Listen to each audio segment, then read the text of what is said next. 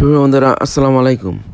বন্ধুরা, লীগাররা যে বাংলাদেশের স্বাধীনতা সার্বভৌমত্বের পক্ষের শক্তি না, মুক্তিযুদ্ধের পক্ষের শক্তি না, তার বাস্তব প্রমাণ হলো যে তারা বাংলাদেশের ছাত্র জনতার উপর নির্যাতন করার জন্য ভারত থেকে নিয়ে আসছিল ভারতীয় আম, লোকদের।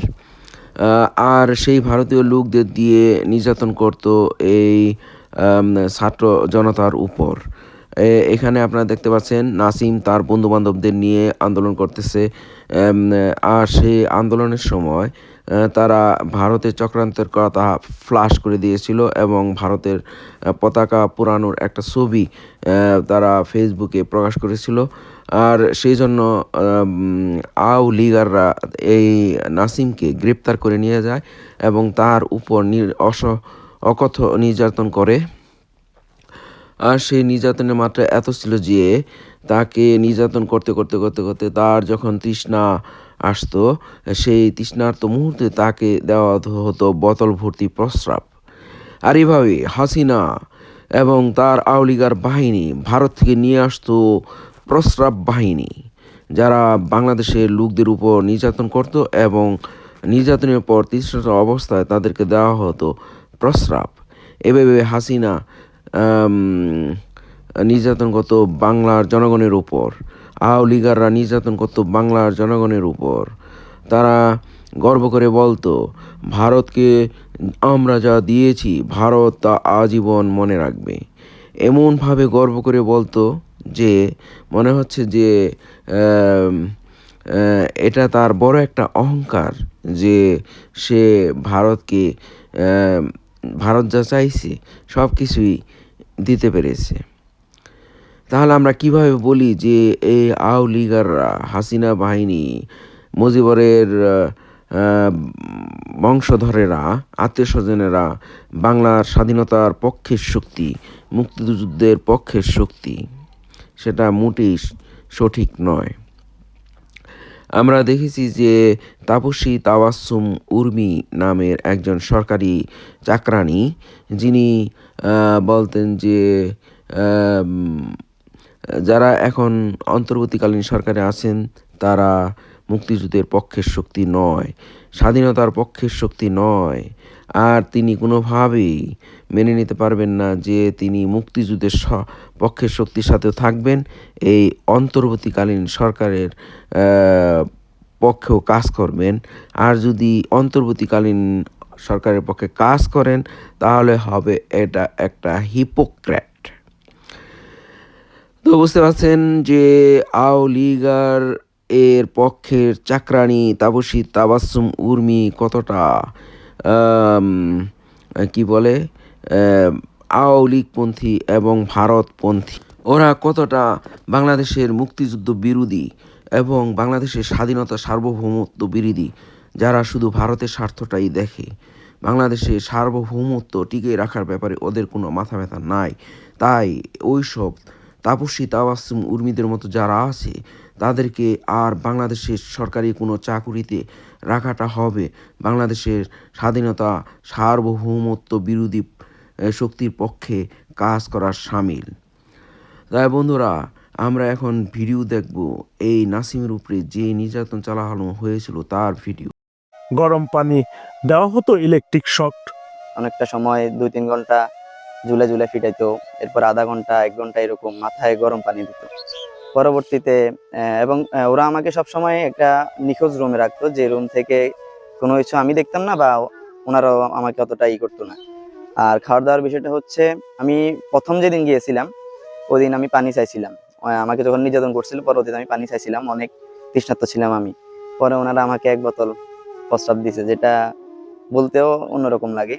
4 ডিসেম্বর 2024 আমাকে শেষ দিন 2বার ইলেকট্রিক শক দিয়েছিল, কারেন্টের শক দিয়েছিল। প্রথমবার অতটা শরীর খারাপ হয় না, কিন্তু দ্বিতীয়বার যখন দিয়েছিল তখন আমার পুরো শরীর ছেড়ে দিয়ে অজ্ঞান হয়ে গেছিলাম। নাসিম আরো জানায়, মারার সময় ওরা যখন নিজেদের মধ্যে কথোপকথন হতো তখন তারা হিন্দিতে কথা বলতো। যারা আমাকে নির্যাতন করছিল আমার মনে হচ্ছে না যে ওরা বাংলাদেশি, কারণ ওদের চেহারা বেশভূষা অন্যরকম ছিল। ওরা থ্রুলি হিন্দিতে কথা বলতো। আর আমি ওইখানে অনেক অভিজ্ঞ লোকদের সাথে কথা বলছি, যারা আমার সাথে ওইখানে গুম ছিল দীর্ঘ 8 বছর 9 বছর ওনারা ওনাদের অভিজ্ঞতা থেকে বলছিল যে তারা নাকি ইন্ডিয়ার র, যদিও ইন্ডিয়ার র সম্পর্কে আমার তেমন ধারণা নাই। এত অত্যাচার নির্যাতনের পরেও কিশোর পেরিয়ে না যাওয়া ছেলেটা দমে যায়নি। অংশগ্রহণ করেছে 24-এর ছাত্র জনতার গণ অভ্যুত্থানে, ঢাকার রাজপথে নেমেছিল আন্দোলনে। সর্বশেষ 4 আগস্ট ফেনীর মৈপালের আন্দোলনেও গুলিবিদ্ধ হন। এখনো সেই গুলির চিহ্ন রয়েছে হাতে। আমি ঢাকাতে আন্দোলনে ছিলাম, এবং কি ঢাকা শেষে যখন আমাদের চৌদ্দগ্রামে, কুমিল্লা চৌদ্দগ্রামে আন্দোলনের একটি ডেট দেয়, ওই দিন এখানে আসছিলাম 4 তারিখ, 4 ডিসেম্বর। পরবর্তীতে চৌদ্দগ্রাম শেষে আমি ফেনীতে যাই। ফেনীতে খুব ভয়াবহ অবস্থা ছিল, এটা সারা বাংলাদেশের মানুষ জানে। ওইখানে গিয়েই মারামারির সময় আমি গুলি খাই। আমার গুলিটা হচ্ছে এখনো আমার হাতে দাগও আছে, এক পাশ দিয়ে ঢুকে আরেক পাশ দিয়ে বুলেটটা বের হয়ে যায়। নাসিম ওবায়দুল্লাহর বাবা স্থানীয় একটি বিদ্যালয়ের সহকারী শিক্ষক সাইফুদ্দিন মাহমুদ বলেন, ছেলের মামলা পরিচালনার খরচ বহন করতে শেষ সম্বল একটি প্লটও বিক্রি করে দিতে হয়েছিল তাকে। সেই কষাঘাতে এখনো ঋণগ্রস্ত থাকতে হচ্ছে ভাড়া বাসায়। কি জোর ছিল আমার এই ছেলের, এই ছেলেটার একটিমাত্র মামলার কারণে আমার সর্বস্ব, আমি এখন সর্বশান্ত। ভিটে বাড়ি বিক্রি করে এখন আমি অসহায়। 5ই আগস্টে যখন দেশ স্বাধীনতা পাইলাম আমরা ছাত্রগণ অভ্যুত্থানের মাধ্যমে, এরপরে মামলাও খালাস পাইলাম, কিন্তু আমার ছেলের যে ক্রিয়াটা নষ্ট হয়ে গেল, আর আমি যে সর্বশান্ত হয়ে গেলাম। এর বিচার কে করবে? এর বিচার কি হবে? বন্ধুরা, আওয়ামী লীগাররা যে ভারতের চাকর বাহিনী, ভারতের পক্ষের শক্তি, বাংলাদেশের স্বাধীনতা সার্বভৌমত্ব বিরোধী এবং বাংলাদেশের মুক্তিযুদ্ধ বিরোধী, তার বাস্তব প্রমাণ তারা তাদের কর্ম দ্বারা দিয়ে দিয়েছে। সুতরাং আওয়ামী লীগকে কখনোই আর বাংলাদেশের মুক্তিযুদ্ধের পক্ষের শক্তি এবং বাংলাদেশের স্বাধীনতা সার্বভৌমত্বের পক্ষের শক্তি ভাবাটা মোটেই ঠিক হবে না। এটা তারা তাদের বাস্তব কর্ম দ্বারা প্রমাণ করে দিয়েছে যে তারা ভারতের চাকর বাহিনী। আর সেজন্যই তারা ভারত থেকে নিয়ে আসছিল অসংখ্য ভারতীয় নির্যাতনকারী, এবং তারা বাংলাদেশের আর্মিদেরকে হত্যা করে প্রমাণ করে দিয়েছে যে তারা ভারতের চাকর বাহিনী। আপনারা দেখতে পাচ্ছেন হুসেন শহীদ সোহরাওয়ার্দীর পাশে, ডান পাশে চিকন চাকন যে লোকটা, উনি হচ্ছেন সেই 1946 সালের শেখ মুজিবর, যিনি 1946 সাল থেকে হুসেন শহীদ সোহরাওয়ার্দী, যিনি ওই সময়ের প্রধানমন্ত্রী ছিলেন, তার সাথে থেকে থেকে অত্যন্ত সুচতুরতার সঙ্গে ধীরে ধীরে ধীরে ধীরে তিনি ক্ষমতার উপরে উঠে চলে আসেন এবং বাকশালের জনক হয়ে ওঠেন এবং রক্ষী বাহিনীর জনক হয়ে ওঠেন, এবং রক্ষী বাহিনী দিয়ে ওই সময়কার বিরোধী দলীয় নেতাদেরকে হত্যা করেছিলেন এবং বাংলাদেশের গণতন্ত্রকে নস্যাৎ করেছিলেন। আর সেই বাকশাল এবং রক্ষী বাহিনীর জনক শেখ মুজিবরের পরিবারের লোকজনেরা, তার আত্মীয় স্বজনরা গত 16টি বছর ভারত সরকারের নির্দেশিত মতো বিভিন্ন ধরনের কার্য সম্পাদন করেন এবং বাংলাদেশের স্বাধীনতা সার্বভৌমত্বকে ভারতের হাতে তুলে দেন। আর এভাবেই তারা হয়ে ওঠেন বাংলাদেশের স্বাধীনতা সার্বভৌমত্ব বিরোধী।